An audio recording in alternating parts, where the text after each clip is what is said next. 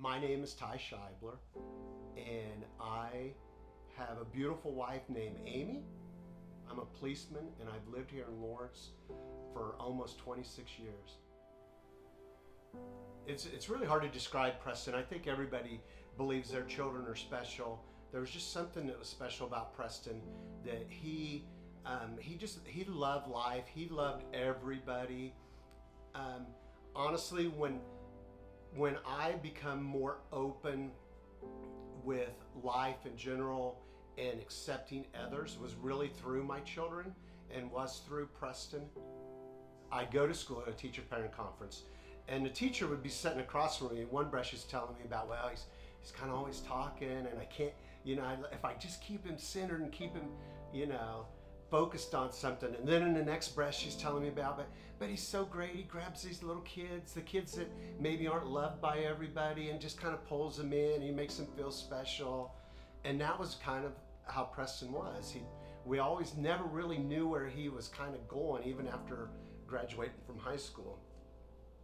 He never really seemed to have this focus that he really wanted to do, but he was always just phenomenal with people. It was October 8th, 2011, and I was working on patrol at the police department.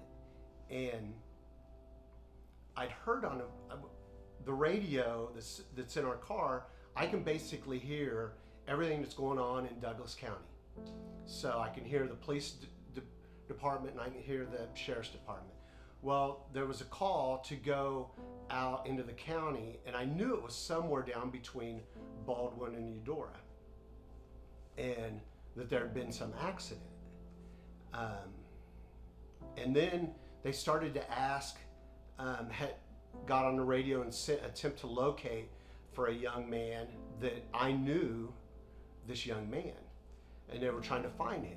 Well, this young man was somebody that Preston would hang out with, and once had actually lived with and shared an apartment with.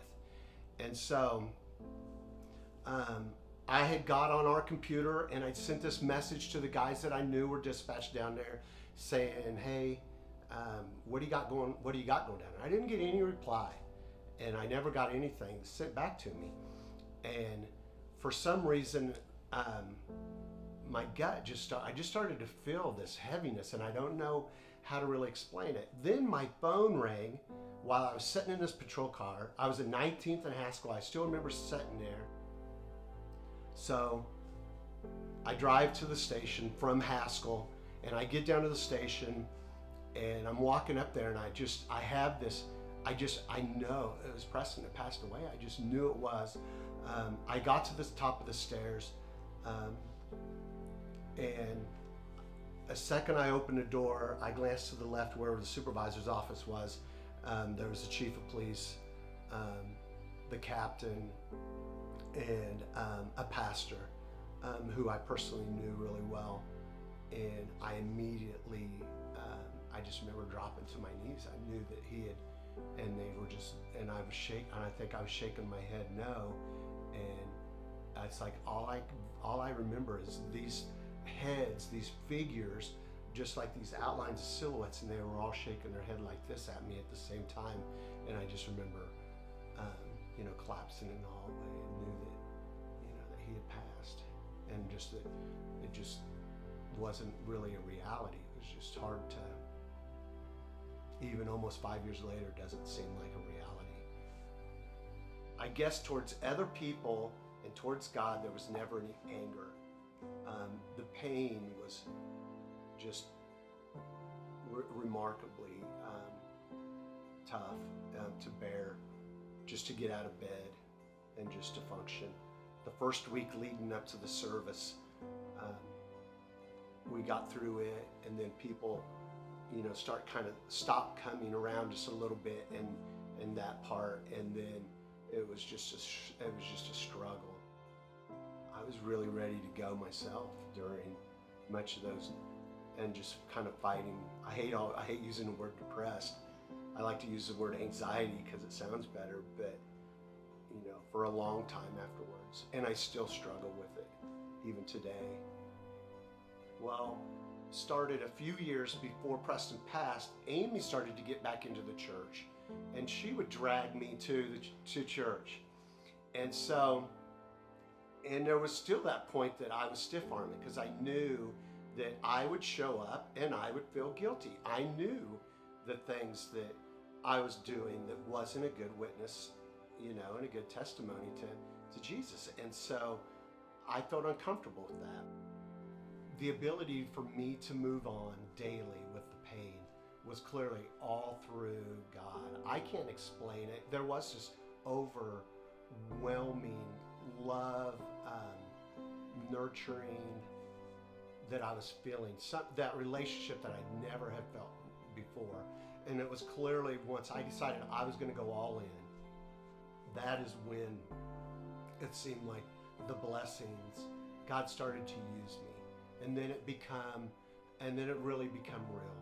I get to go to Free State and I get to work there. And I'm able to see these kids and be part of the Fellowship of Christian Athletes. And I see these kids that love Jesus inside the school, but are maybe kind of quiet about it. And then they see this older guy come in, and he's a policeman, and he loved Jesus, and he's not afraid to talk about Jesus openly. And so there was this point where I was new to the kids, and the whole concept of somebody being open in the school, I think, was refreshing to them, and just God used me. And I don't know, I don't feel like I'm a very good talker, and I don't really feel like I'm that great at being able to communicate, but it's just something that, God, I just open up and God starts using me, I guess. And I don't know why, but the Lord basically used me during that time after losing Preston to be able to talk to these kids, to be able to witness to these kids, to be able to love on these kids. I think that was clearly probably the biggest thing that got me through really the whole ordeal, and still does, is the opportunity to hug people, to love on people, and people that I wouldn't have maybe wanted to love or care for, and give time and energy that it takes before losing Preston. And I think that is the greatest thing about God, is the love that he like overfills your heart, and it has nowhere else to go but to spill back out into other people. And that is really what I felt.